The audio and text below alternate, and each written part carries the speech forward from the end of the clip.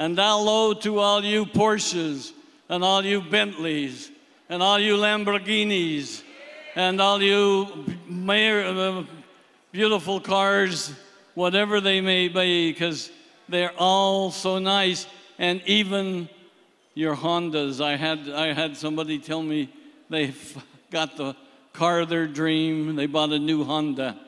So whatever it is, I give you greetings. I'm glad you have beautiful cars. If yours aren't quite as big as Miko's, remember, don't give up. Do what he told you to do, and you too will be driving everything that's great. And we'll have them make new cars just for our forever distributors. I saw one the other day. They're building a new amphibian where you can drive right off into the river or in the lake and go across and continue on the road. And of course, some of you are going to be showing me pictures of your airplane very soon. Wow, is that going to be fun? Do you know how fun it is to be driving an airplane, to be flying it? Well, it's fun to look out the window and see everything down below, but more fun to be flying it and seeing what's in front and up above. One of these days you're going to be going with me to an interplanetary, orbiting, new sun, moon, or stars, where we're going to be starting to sponsor new people from outer space.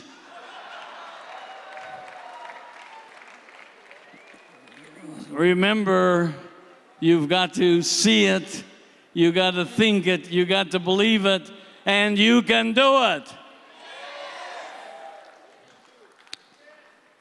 Well, this has been wonderful. It's been a great day today. I tell you, Steve made me feel so good. I know I'm going to live more than 100 years old because of the products that we have. And I'm so grateful for everybody that works in every one of our plantations for the aloe and every one of our processing plants, because it takes every one of us as a team to make forever the very best. Number one, Ichiban, and everything else number one in all your country's names. Well, as we listen to the stories of all these great people, you guys are so lucky. All of the very best people forever here this week to talk to you, to tell you how you can be successful. So make sure that you listen, you make notes, make sure that you make the determination within you to be the very best.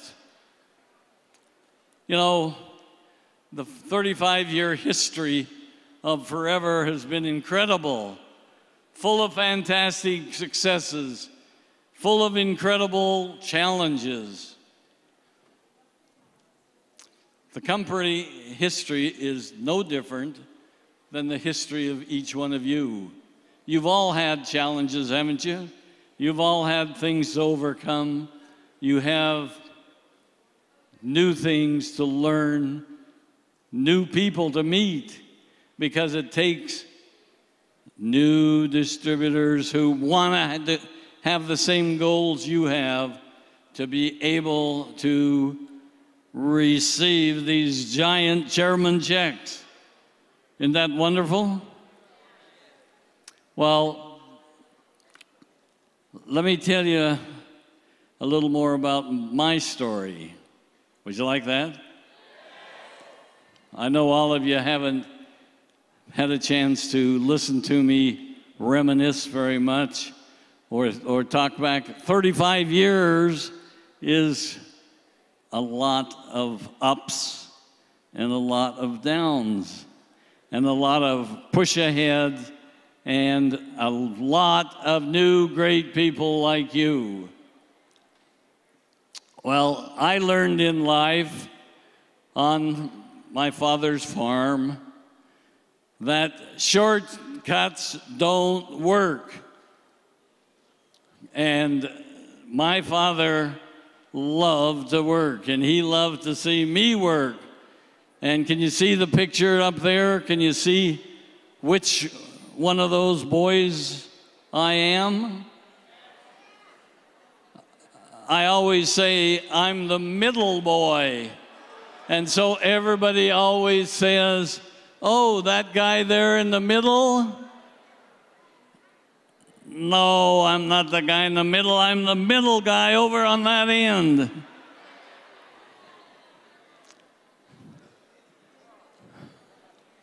My dad taught me to work hard, and he always said that a lean purse is easier to cure than endure. Do you understand what that means? That means when you don't have any money in your purse and you can't buy anything that you want, it's easier to work hard and earn money to buy it than it is to say, I'll never have it, I give up, I'm gonna go and watch TV or do something that doesn't help anybody. And so I knew if I wanted something, I was gonna work hard at it. And that means like getting up before daylight in the morning to move the sprinklers, to sprinkle the water on the grain and on the hay, and to do the farm work on the ranch. But that was good work, that was good training, because I knew that as hard as I worked there, I didn't get very many dollars or very many euros in my pocket. And so it wasn't enough for me just to earn enough money to eat tonight, but I wanted to have more because I wanted to help other people. My goal was always to help other people. So I at one time thought, man, Rex, you ought to be a doctor because doctors can help everybody have better health. Until I spent 4 years in college and found out that I had to go another 12 years before I had a specialty and could really make any money. I decided that wasn't a very good idea. Well, I watched everybody else working. When I went to college, I went to the university and the College of Business to be, and I got my banker told me, learn all of the accounting you can get because most people can have all these lawyers and doctors and everything, but they don't know how to make any money, they don't know how to keep it, and they don't know how to pay their taxes, and so they're always in trouble. And so I went to business school. I got a degree. I went with Deloitte & Touche, one of the big, at that time, 8 international accounting firms. And I learned a lot. I learned that I didn't want to do the same auditing next year that I did this year because it all looked the same, only just different numbers. And so I got an opportunity with one of my clients, said, we'll double your money, your salary, if you'll come to work for us. And so I thought, double? Wow, take me a long time in public accounting to double my salary. So I said, sure.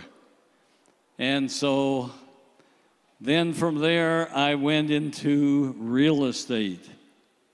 And I loved real estate, and I did very well at it. I ended up with the Del Webb Corporation, which was the only New York Stock Exchange company in all of Arizona. And so I bought and I sold real estate.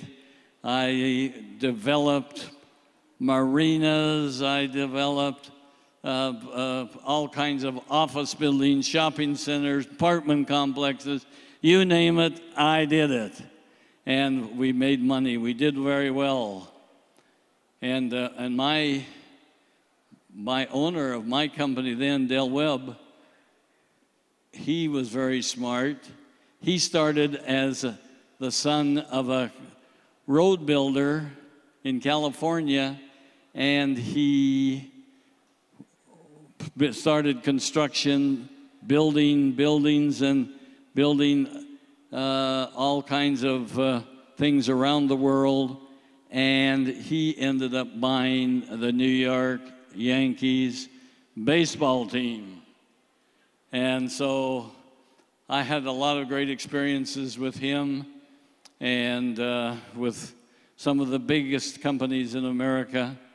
And we had some wonderful times. It was very good.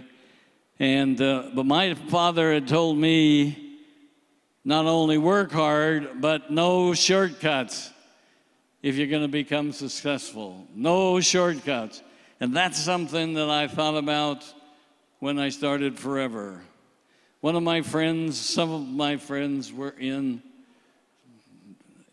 network marketing companies, and they were always coming to me and saying, Rex, why don't you come to my meeting this Saturday and talk to my people and tell them how long it took you to become a vice president with Del Webb, to how long it took to make $200,000 of salary, how long it takes to get to the top in a company like Forever, like at that time Del Webb, which wasn't Forever. And so I would go to their meetings trying to help them. I always liked to help my friends. And of course, they were always trying to get me to sign up in their company. And as I went to their meetings and watched them put the marketing plan on the board, I would watch and I would say, interesting. I like the idea of helping all the people. Sponsor more people, help them get a little bit of their bonus, and pretty soon if you help enough people, you got a big bonus. And I thought, good idea, only I think there's a better way to do it. And so all of these other companies, and I looked at every one of their marketing plans, and I learned from them, and I think I learned from their mistakes, because when I got through making our marketing plan, I felt I knew we had the very best one, the #1 marketing plan in the world. And we still have it. We still have that basic plan. We've just added to it and added to it, and now this last year we added our chairman's bonus. Do you like that bonus? Boy, you better like it, because I don't have much money left, because we gave $21 million of chairman's bonuses last month in Hawaii. $21 million, can you believe?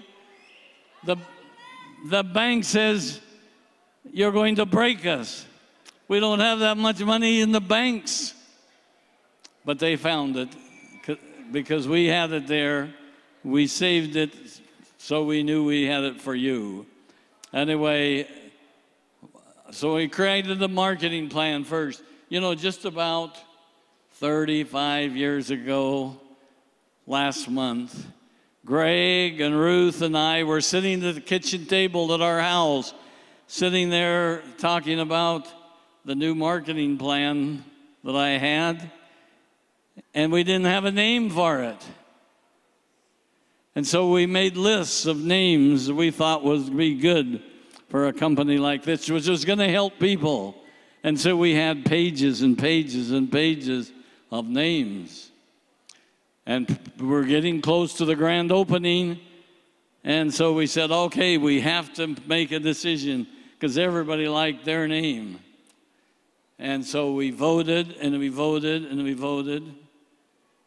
And we came out with Ruth's name. Ruth's name got the most votes. Better Living Products. Did you know we started out for 1.5 years with the name Better Living Products? Because we wanted everybody to live better. Great name, wonderful. Our attorneys had cleared it. It was okay. Nobody else had that name.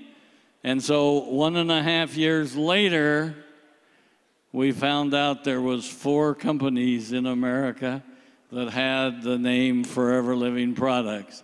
All 4 of them started before we did, and they had priorities, and we didn't want to fight them because we knew we were going to lose if we did.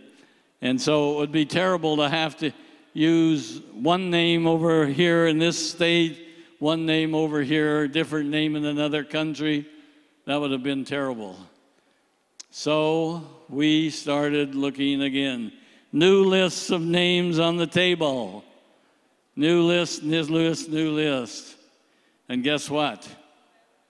I won.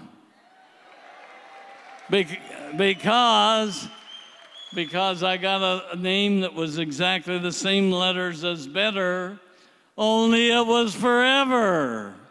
Forever Living Products. We changed our name to Forever Living Products. That was, can you believe, in 1979.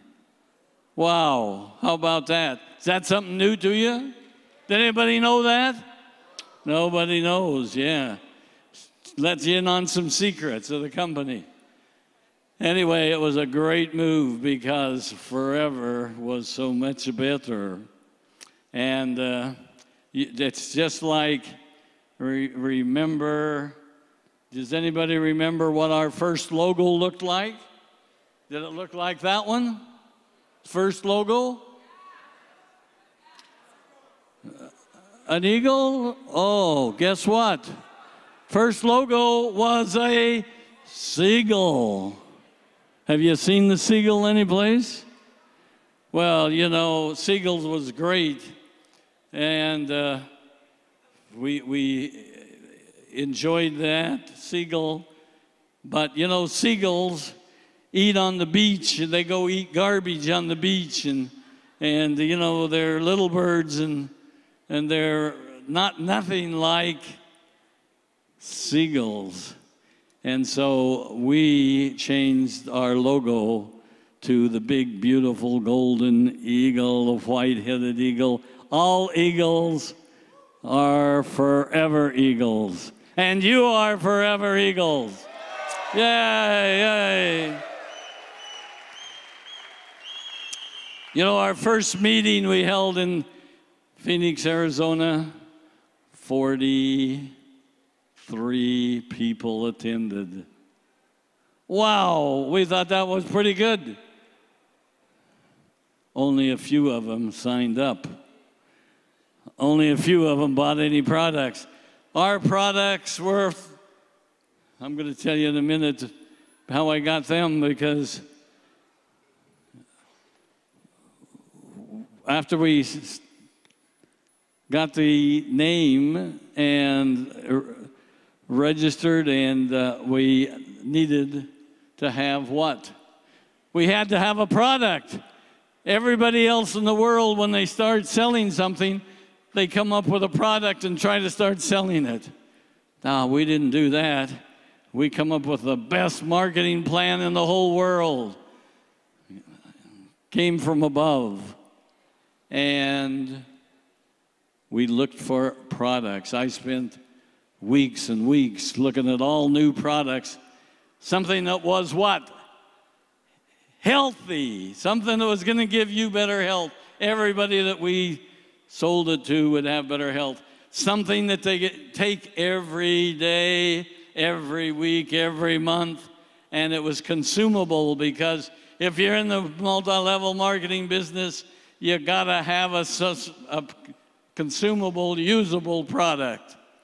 And so as we went through all of these products, I met 3 doctors from Dallas, Texas, and they had spent 25 years of their lives developing a stabilization process where you could fillet the aloe vera leaf, take the white gel out of the interior, and stabilize it naturally, put it in a bottle, and they had some that they had had for 25 years. And they said it tests just like the fresh product. And so we sent some off to the laboratories, had it tested, just almost perfect as the new product from the leaf. And so they had 3 products they were trying to sell in health food stores. And guess what? When you went over to find some of their products, you would go, wow, dusty. Been sitting there a long time, nobody buy it. You know why they wouldn't buy it? Because when I told my company I was going to retire from their company and I was going to start selling aloe vera, and they said, who's aloe vera? They didn't even know that it was a plant. They didn't know anything about aloe vera. And, you know, that was just 35 years ago. And now every lady has an aloe vera plant in her kitchen in case she gets a burn or something. Everybody knows aloe vera, how nice it feels on the skin, how nice it uses for shampoos, how nice it uses every place, even on the kids, on the dogs and the animals. Aloe vera is a wonderful plant. And so we started with 3 aloe vera products, all aloe vera. And at that time, it was called aloe vera juice. Okay, for the first 4 years that we were selling it, it was called aloe vera juice. And aloe vera jelly and aloe vera lotion. 3 products we started with. Well, guess what? After we found that nobody, the people that were making the products, could not make it fast enough as we could sell it. We were selling it faster than they could make it. And so I bought the company, Aloe Vera of America. Everybody know Aloe Vera of America? They're the ones that had the patent process for the stabilization of aloe vera. And I purchased Aloe Vera of America from the 3 doctors, and now we were in business. But the office that we actually received when we bought Aloe Vera America was a very little office. And I think, can you see that little office? Oh, there it is, right back up there. See that little office? That was on Easy Street in Dallas.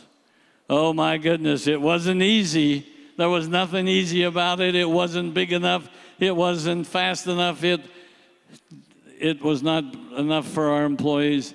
Everything about it was not easy. But we started immediately to build a new, we actually rented a big new building that was open and available. We started building our first manufacturing facilities that we thought would be big enough to take care of all of our needs around the world. Well, guess what? It wasn't big enough either, and I'll tell you about the history of them as we go along. But as the reason I bought them out is because our suppliers that we were buying from, they got greedy. They see we were going to grow big, and every month they would raise the price of the aloe. They'd raise the price. We didn't want to say to our distributors, you got to pay increased price this month because the supplier is charging us more. So that's why we went and bought them out, so we could have better prices continuously. And as you all know, we almost have the same basic good prices throughout the world, and we're really fortunate about that. We hired many great people, some of them here today. And well, I'm going to tell you about the truck. Did you see that was our first truck, 1930 Model A Ford truck that we hauled the products in. Can you believe that? 1930. I still have it. I still drive it. Yeah, I love old cars. Miklos likes all new cars. I like all old cars. I keep them, just like my children. I keep them. I like them. I like Greg. I keep him. I want him. And so, anyway, we hired.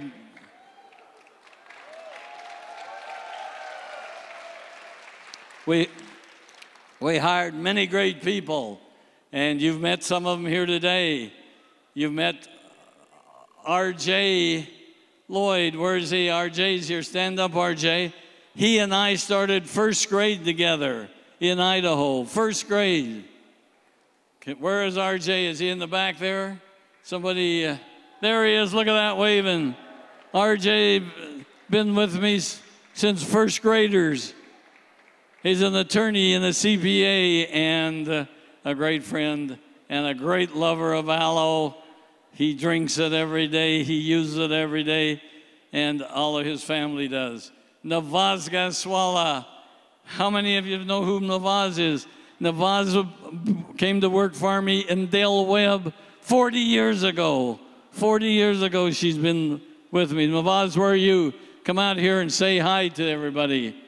And you see her, you clap, okay? And we look at that. There she is. See that? You can walk clear across, Navaz. Come and walk clear across. You know, this lady, she did all the typing for all the new documents. She was with me in doing all of the original documents for all of the things. And she's still here working every day. And she has her own countries, like India's hers. And she has UAE and tell them. UAE, India, Cambodia, Vietnam, Australia, New Zealand, Pongo.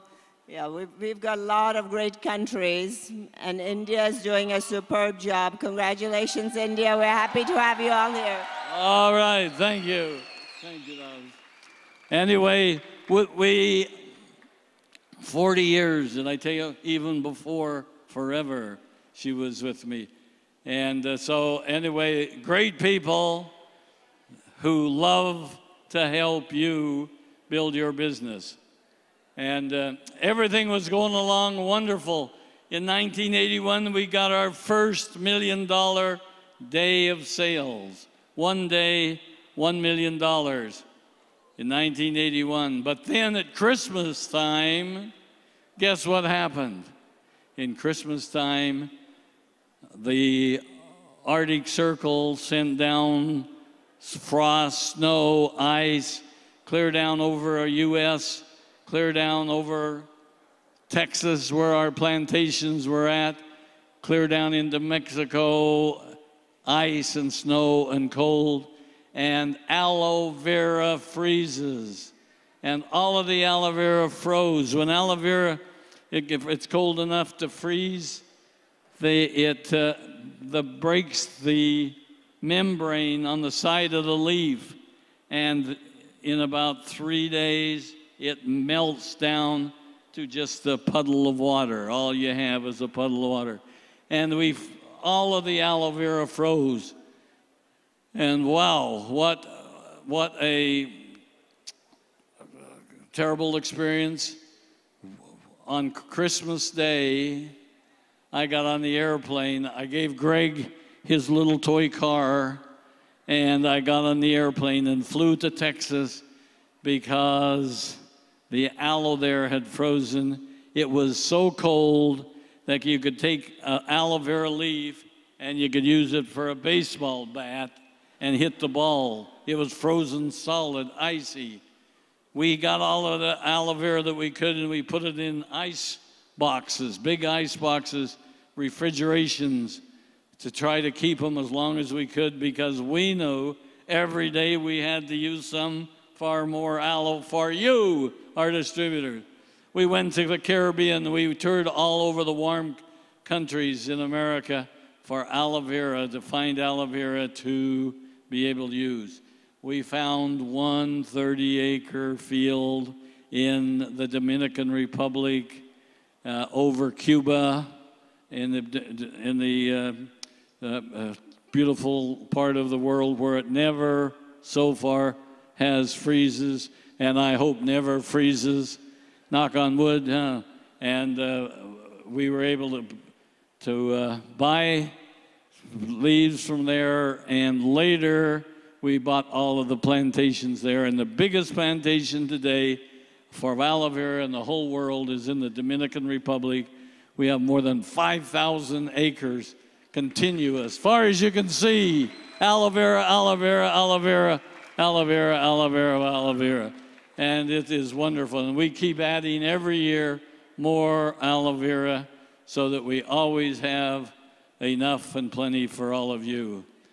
Anyway, we had to move to new offices because our office wasn't big enough. We had to build everything new. We purchased the new building in Tempe, and by the time we got in it, it was already too small, like a lot of your offices. When we rent them or we buy them, and when we get them, by the time we move in, usually they're not big enough, and we have to start looking for bigger ones. But that is a wonderful thing to do, is to be able to grow, and grow faster. Well, 1982, we purchased Robson Honey, and that was all of the honey bee products, pollen, propolis, royal jelly, in all of Arizona when we bought it. And because it was the best, we tested it all in the very best. And then we just kept adding more and more and more, and now today we buy products from all over the world. We use almost all of the pollen and propolis from the whole dang world comes to our operation in Phoenix, Arizona.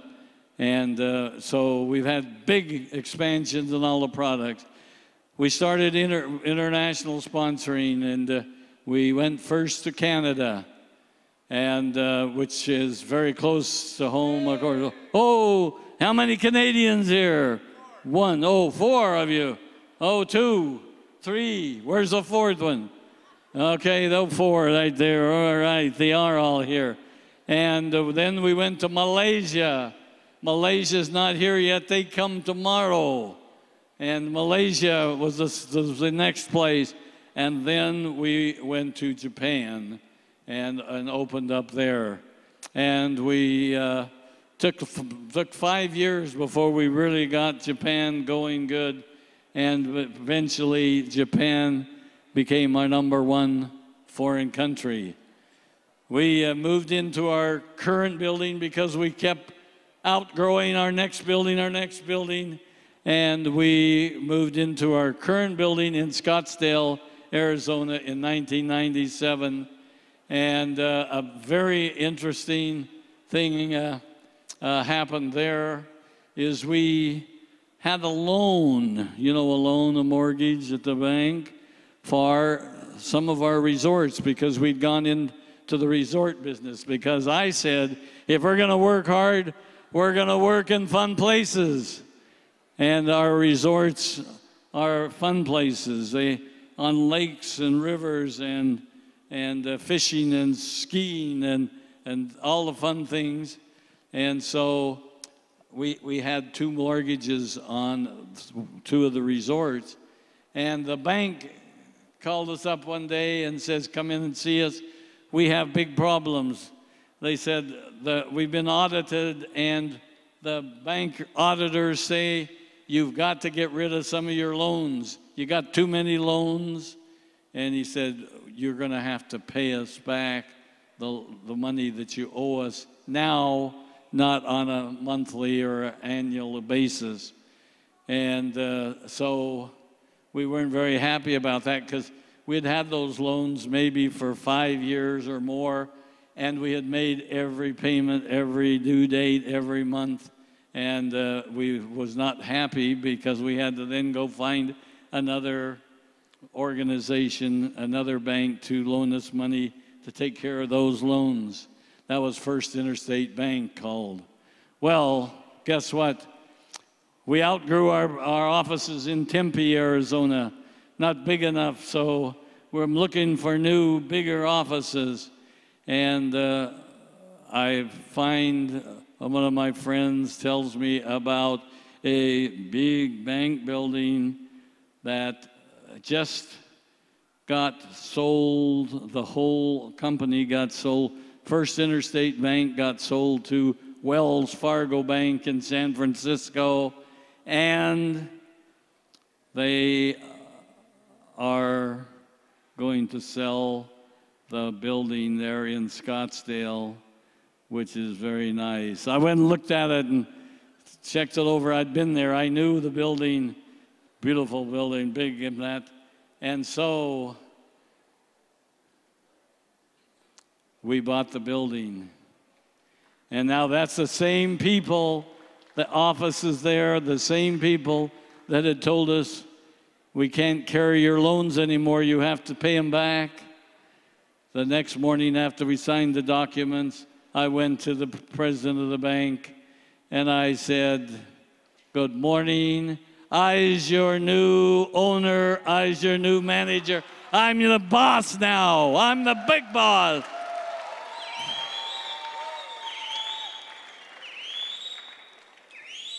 So I learned something from that. Never burn your bridges. Always be nice to the people coming up the ladder, because you'll probably meet them when they're coming down again. And so never burn your bridges. So anyway, at that time, 1998, we had sales of $1 billion per year. 1 billion. I can't even write billion. 1 per year. Well, I learned one thing as we come along. You gotta hire great people, train them, and then allow them to do their thing, allow them to accomplish the goals that you make together. And we have some wonderful people. Today, we have a big facility, the Ava building. Can you see it? The Ava building, Oliver of America building in Dallas, Texas, 280,000 square feet. It processes over 8 million gallons of aloe vera annually. And that is really big compared to Easy Street building. And we're doing very good there. We have our new nutraceutical plant that we just opened last year in Phoenix, Arizona, where we do all of the tablets, the bee pollen, the bee propolis, the Arctic Sea, all of the tablets are done in that building. Wonderful, state-of-the-art, wonderful place like the Aloe Vera of America building is in Dallas. And we own more than 6,000 acres of plantations planted in the Dominican Republic. And we have many in South Texas still, where we all originally had, but we don't want to take a chance of another frost in Dallas or in Texas. We are doing business now in 155 foreign countries. 155 foreign countries. If you want to know more about it, ask Miklos. I heard him say 160 or so companies. He's always ahead of us. He's always trying to get us to expand more. But we're growing fast. You know, there's only 195 different countries in the world.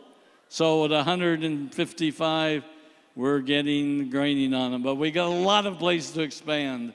Hopefully, you, all of us together are going to show people around the world how to have peace, how to work together, how to be able to help others get what they want in life. And as we do that, hopefully those countries will allow us to be able to go there and help their people with the best products in the world for better health and for the opportunity to make more money through our great marketing plan. Well, we have a wonderful internet presence. We have more than 175,000 fans on Facebook. We have more than 5 million people visited foreverliving.com this last year. What's next? Can anybody think of what we should be doing? Our next generation executive leadership is in place. Rex Maughan, our new president. How do you like that guy? We got new people with, as Steve told you, about all of the people at Nutraceuticals who are brilliant, who know how to make the best products, how to take care of them, how to sell them, and all the other things that are illegal. We have our Eagle Manager program, and it's building our next generations of distributor leadership. Our future 20,000 case credit distributors. Is that you guys? All right. That's why we're here together. And it's been wonderful. It's been an exciting time. We're going to continue to create the greatest new healthy products in the world. As Steve told you, we're testing and we're looking at the very best. We'll have some more new ones for you this next year. So make sure you're selling all that we have now, because it's fun to have new ones every year. We're going to continue to expand in the countries we're not into. I want to just tell you that some of the lessons that I've learned, and that is that sponsor and work with the best people. Don't try to convince somebody who's negative all the time, who doesn't listen, doesn't do what you tell them to. Tell them, come back and see me when you change your attitude.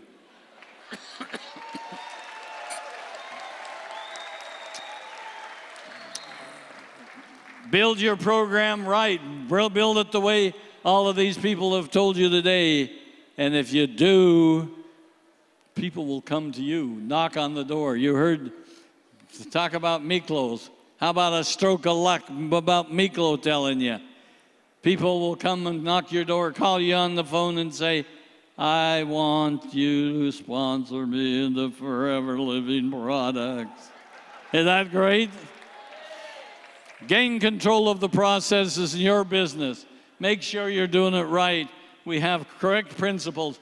Don't try to invent the wheel. It's already been here for thousands of years, and we are creating a better way to roll it and take all of the millions of people with that are distributors of Forever. They have proven it to be the best today, and if it's become something we can find that will improve it, we will be able to change it for the future. And build for the long haul. Create a long-term strategy, not short-term gains that end at the end of the year or end at the time that your people say, I don't think I can do it. And some people will say that, but you know they can. Convince them and make sure that you're helping everybody with the goal for the top. And we want you to remember, what did Greg tell us? Most importantly is smile. Are you all smiling? All smiling. Attitude is everything. Your attitude is what's going to convince your people to be a part of forever. So make sure your attitude is the best. You're on top of the world. You know you can do it. You know you can help your friends do it. And you're going to help them build for the future and for eternities. Positive thinking is contagious. And if you're positive, your friends are going to be positive. And you're going to teach your downline the positive things to do. And so people want to be a part of you if you make it fun. Remember, our business is fun. And you've been already warned once this today. If it's not fun, you must be doing something wrong. Well, this has been a wonderful day and very, very exciting. And I just want y'all to know that I'm thrilled to be with you. I love to take pictures with you. I'm sorry that we can't shoot the cameras faster so we can get more pictures, but we got a few hours left, so we'll try to do better. But I just want to say to you that we are the best because we are together, we work together as a team, and we want you to help others get what they want in life. And if you do that, you're going to be well satisfied yourself. And I just want you to know, I am forever, you are forever, we all together are forever. I love you. Bye-bye. Thank you.